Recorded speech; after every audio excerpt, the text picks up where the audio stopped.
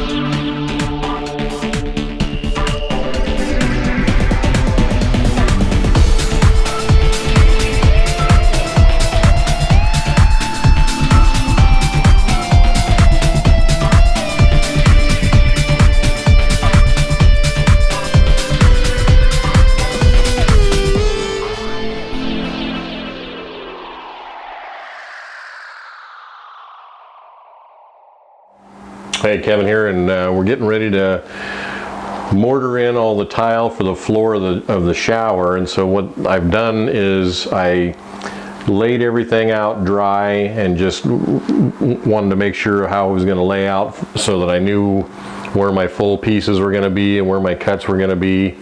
And I've got decide which way I'm going to leave my cuts, because there's always, you hardly ever get perfect here, and so I'm going to have some cuts along the back here and across the front of the floor of the shower. So, and then the other thing is that I've got these pieces cut out right here for the drain, and each one, this one doesn't have to have anything done to it, but these are all going to be, you know, partial cuts wherever they're going to sit around the drain here. Some of them just a little bit of a notch to fit it up against the drain tight.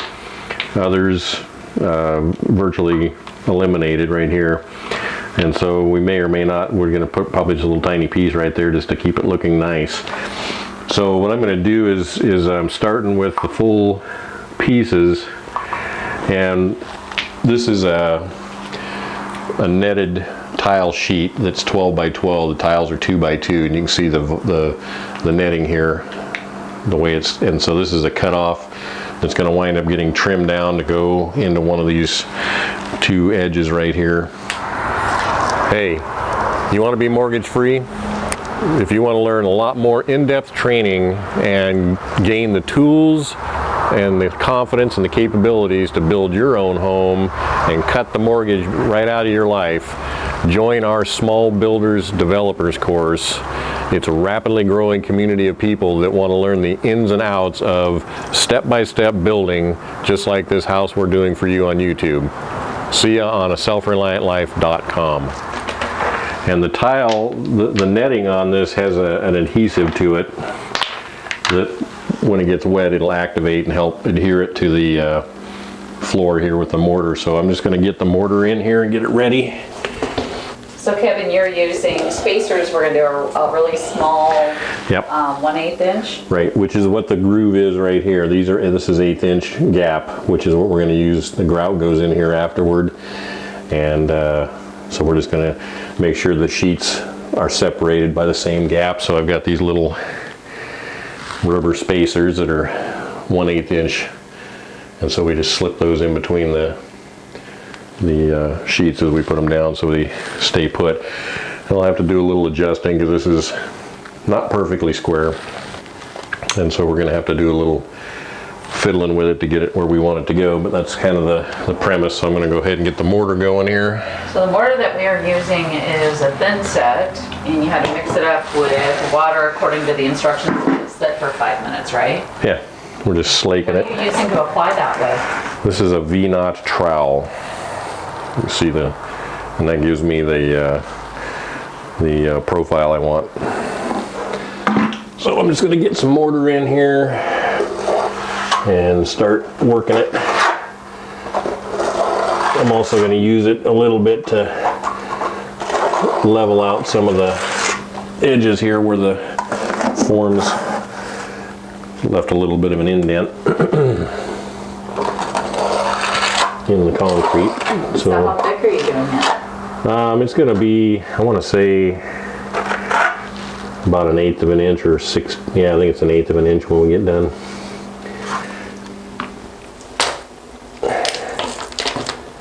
Lay down like I want it to.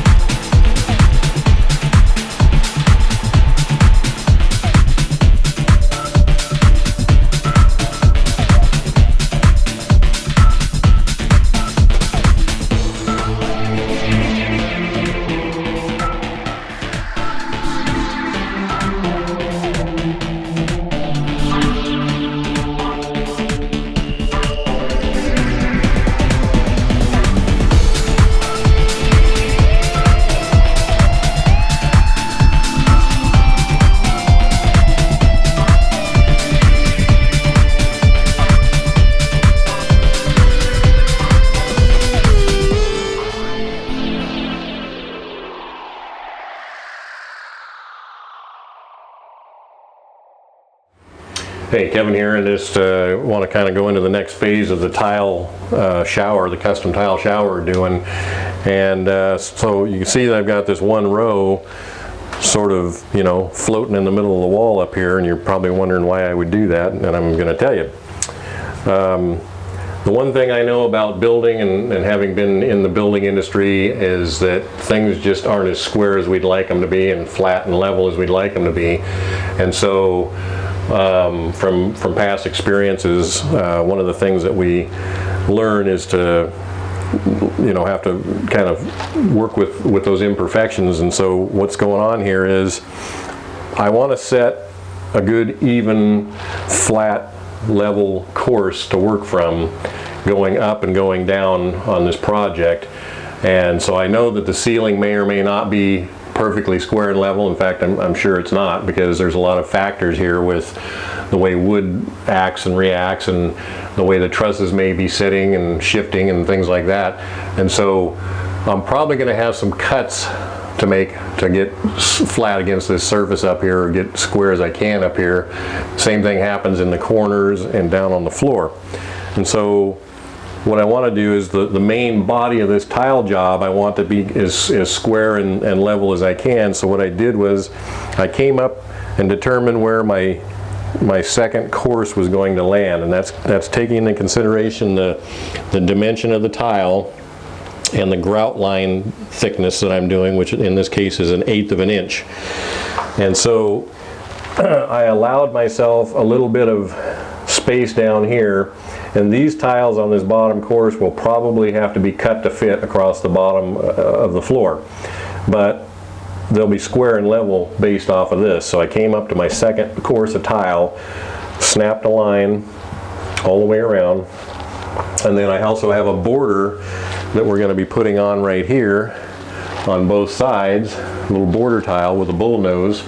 for a finish, and I determined where that was going to lay, and I ran a line for the back of that, taking into consideration my grout line again, and then drew those 2 lines in, and I drew my bottom course line right here, and then I took some wood strips, some scrap wood, and cut it to fit in here, and I just screwed it on the wall all the way around the bottom of this line that I snapped, so that I had something for these tiles to sit on. They're 18-inch square tiles, and they're kind of heavy, and they could slide down the wall when you're adhering them if you don't have anything below them to hold them up.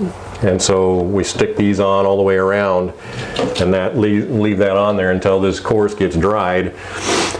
So then I found my center on each of these 3 walls, which you can kind of see I got a mark right here. That's the center of the tile, and my center over here, and then my center here again. And I lined up that middle tile right on that center line so that it's centered on top of that on each of these walls. And then I worked either way around so that my cuts are out against the edges, and then I can go up from there.